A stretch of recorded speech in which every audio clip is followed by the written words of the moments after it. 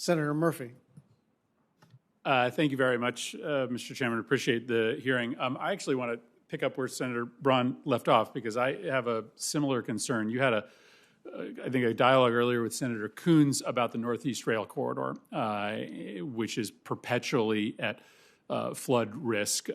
We've got a 10-year-old train station in Branford, Connecticut, that has a sign posted outside of it, parking area prone to flooding. And there are lots of days where you can't get into that parking lot. You can't access the trains because it's underwater, and there's been exhaustive studies about the vulnerability of the entire line, given that so much of it rests, especially in Connecticut, right along the water.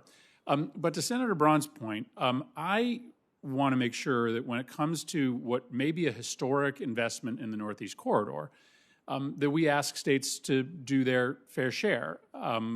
Listen, I think we've got a once-in-a-lifetime chance to be able to adapt the rail line for climate, but also to be able to improve the experience of riders.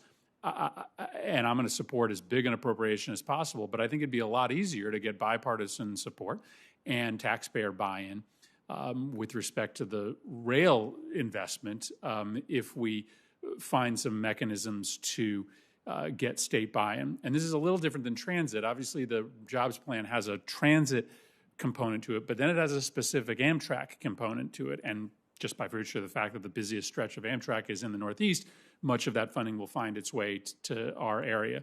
So I'll ask this question in the frame of resiliency, because much of the money for Amtrak will be used to build resiliency. And maybe it's the same answer as you had for Senator Braun, but how do we make sure that that Amtrak money, which is going to be spent in part on resiliency, leverages state buy-in and doesn't just replace state expenditures or state partnerships with Amtrak to improve the reliability of the line?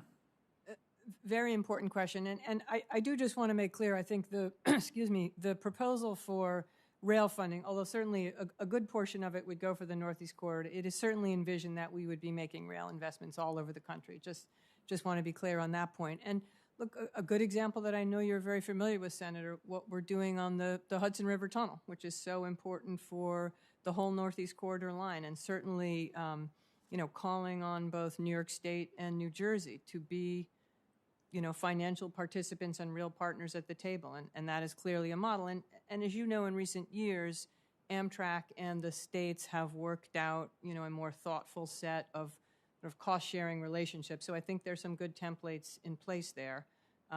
We should be force multipliers, federal dollars and state dollars as well. Great. Second question, I'll direct this to you. Ms. Repko would love the Secretary's input as well. On the topic of what is referred to as green infrastructure, the idea that you can use dunes and wetlands and oyster reefs to protect shorelines from flooding. Now Vice President Harris and I had a piece of legislation called the Living Shorelines Act, which would try to incentivize both state and local and federal funding into these kind of projects. And my sense is that we're really good at building gray infrastructure, hard infrastructure, because green infrastructure like reefs or dunes, just don't have as much engineering experience behind them, that it's a little bit harder to imagine because you don't have as many folks who have done them. But they provide enormous benefit because they're helping to protect shorelines, but they're, also doing a pretty good job at enhancing ecosystems and protecting habitats. So I don't know if any of your sort of work has revolved around this issue of how you incentivize green infrastructure, and I'd certainly love the Secretary's input on whether the department has thought about how to promote those kind of projects.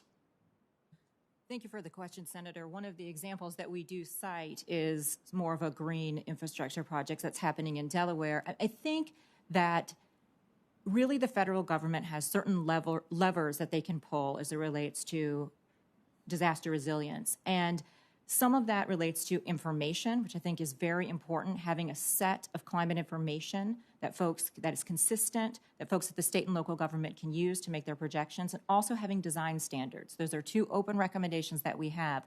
Because at the federal government, again, we don't build as much. We give a lot of this to the states. We need to give them a roadmap that helps them get to a place that's easier. Folks have been doing other infrastructure projects that didn't have resilience in it for years. They do have experience with that. We need to make it easier for them to make this shift. I'm over my time, Mr. Chairman, but those design standards are something I think would be really important to think about, especially for these projects that happen with less frequency but have pretty tremendous upside. Thank you.